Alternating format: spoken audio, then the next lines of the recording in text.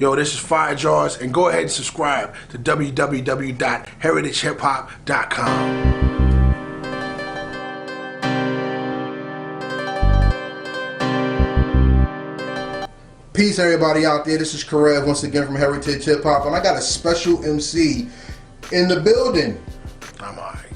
He said, "Yeah, alright." We're gonna show you how dope he is. Yeah, I'm alright. We hope y'all enjoy the new look and the new face. So tell everybody who you are. Yo, I'm FIREJAWS. Been rapping since the Flintstones. Just doing my thing, man. Loving Christ, putting out good, positive hip hop, and keeping the culture of bars and lyricism alive. Trying to, anyway. And that's what it's all about, because we seem to live in a time where the words were lost and the words are coming back. So let's talk about it for a minute. My history with Jersey hip hop has been, there's people who are nice, but they're unheard. And we did a interview where you were name dropped by another legend in Jersey streets, Nocturnal. And you talked about how y'all would like rhyme at the arcade downtown Newark and things like that. Yeah. Why don't you tell me a little bit about your history with hip hop and how it led you to the arcade and to those special ciphers that you had? Well, I got to Newark in like 86, 87, 86. And I came up from South Jersey, from Willingboro. And down there I used to break. And did I beatbox down there? I think I did. I'm not sure. Yeah, I did beatbox down there. And then when I got to Newark in 86, I just got tired of beatboxing or whatever, and I just started rhyming or whatever. And little did I know that really Newark is like the best place ever for MCs, because MCs here are hungry. It's like you starving, and then you look at the you walk past the restaurant glass and you see everybody in there eating, and you ain't getting nothing. You know what I'm saying? So you really just doing your thing and making your craft and working on your craft so hard, so that jokers will open up the door so you can eat. You know what I'm saying? That's pretty much what it is. So like, I got the honor of rhyming with Nocturnal, Double O, Tame One. Never did nothing with Red though, but you know what I'm saying? Like there's Fatigue, but he calls himself Fatigue Aster. Fatigue, Desert Set, like that squad. What are the cats, man? We was just anywhere, man. You could Scully. There was just so many cats, man, in Newark that just had bars, and it always kept you on your toes. So next time you ran into I forgot the name of their group, but my man Dave and Monty, you know what I'm saying? Them dudes, man. We used to you just had to have bars. You had to have bars on you all the time. Slang Ton, that was my family, yo. Me and them used to rock quite a bit, yo. But you know, these are legendary jokers with bars, man, and what they had going on with them was just amazing. So it just made you want to write better, more, faster. You know what I'm saying? Just like you had to keep, you couldn't keep coming with the same rhymes over and over again. You just had to have them. So, and it was just friendly competition. We was all trying to outsmart each other. Do you see now in hip hop though that the competition isn't there? It's just friendly banter. Do you feel that way? Well, I hate to say it like this, but the competition really isn't there because, first of all, what was competition then and friendly competition then? Like you battled, you had bars. Nobody really took an L, so to speak, because you know, he's just like, yo, he can rhyme better than me. And you just went home and you just worked on your stuff. You know what I'm saying? But now it's like a lot of people sound the same. So it's really hard to kind of differentiate yourself, you know, from the next man, because everybody's cadences are sounding alike. You know, jokers is using auto-tune, and you know, so, and then now too, you know, stuff escalate mad fast also. It's like You know what I'm saying? You trying to diss somebody or whatever, they like, you know, take it personal and they want to fight and stuff. And so it's big said things done changed, right? So it is what it is. Yeah, that's true. But to the art of hip hop and the art of differences, I've always said I miss the regionality of hip hop. Because when you went to different regions, you got different flavors all at once. Yeah. And North, from my understanding, used to be the same way. North Ward, South Ward, West Ward, everybody was from North, but they were different. They had a different style to most them. definitely. I liked back in the day, dudes who kept me on my toes was Brother Haas, formerly Haas the Ripper, and Lil Sev, now Big Sev. And with these dudes, man, their wordplay, amazing. Like, you know, O would focus on like metaphors and drop just killer knockout lines, man. He was just gonna make you he'd set them up, knock them down. That's his thing. And then, but Haas and Sev, they would play on these words so well. Haas still do it. Play on these words so well, it would catch you off guard. You know what I'm saying? But, you know, I remember everybody didn't sound alike. Well, there's one crew that sounded like they all sounded the same, but, you know. But as for that, nah, everybody really, you know, sounded themselves. I loved it.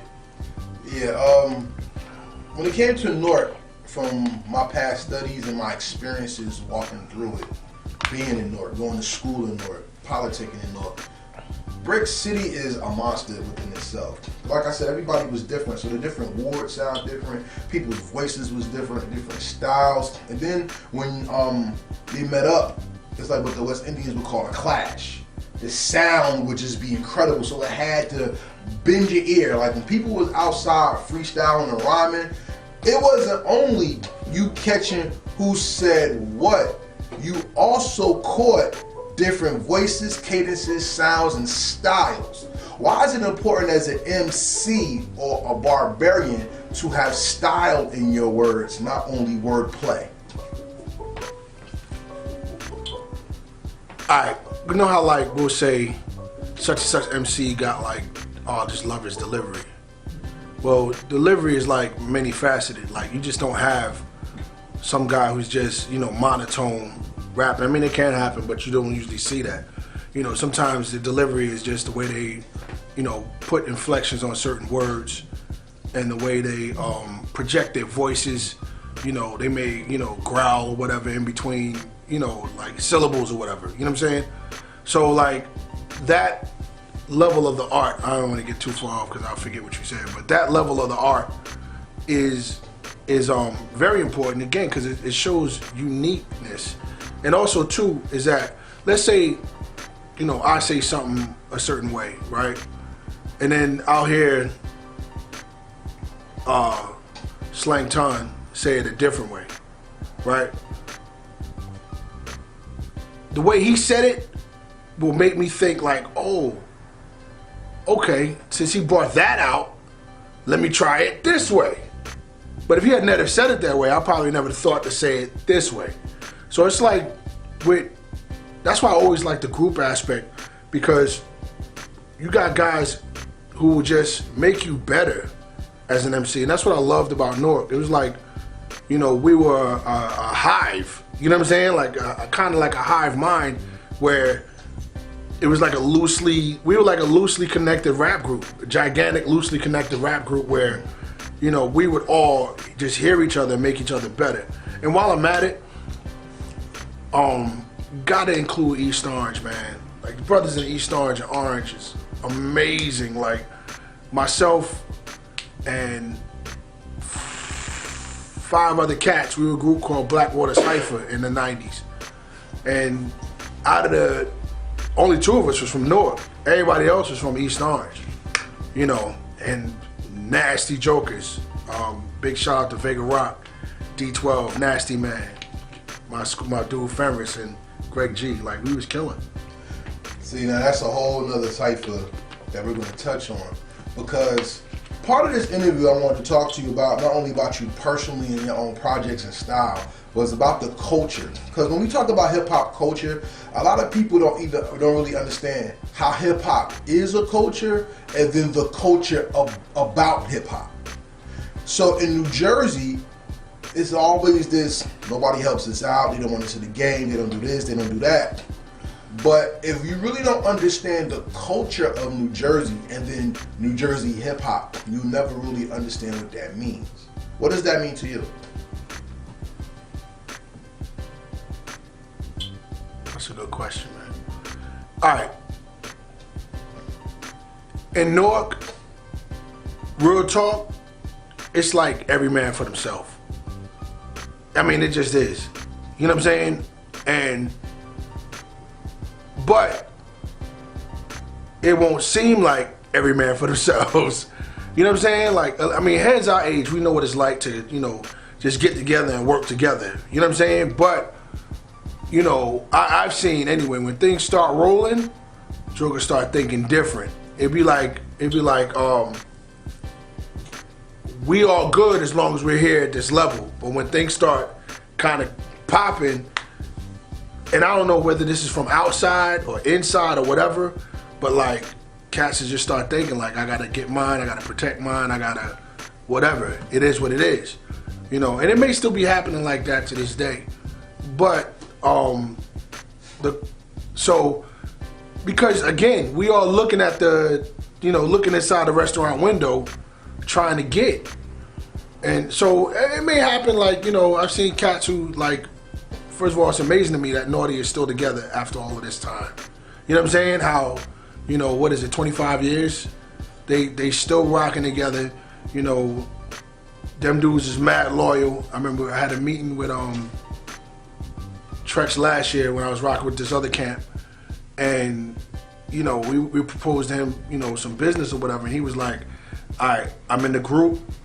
I got to talk to my people about it, which was beautiful, man. It was absolutely beautiful. So the fact of the matter is that like when, you know, that level of loyalty just needs to be here, you know, amongst us. And one thing I like about us setting up platforms and things of that nature, you know, we can't think, there's another side of the culture too. We can't think that everything's just gonna be handed to us on a silver platter, you know, because we got the bomb track or the bomb producer or the bomb lyrics or the bomb whatever. You know, it's not gonna be handed to us. You gotta set up your product, you gotta market your product, but you also gotta have a platform to market your product on. So when these platforms come out like Heritage Hip Hop, you know, it'd be smarter for us to get into our own media platforms, because then, you know, when we decide to release music or whatever, it just works out for everybody in the end.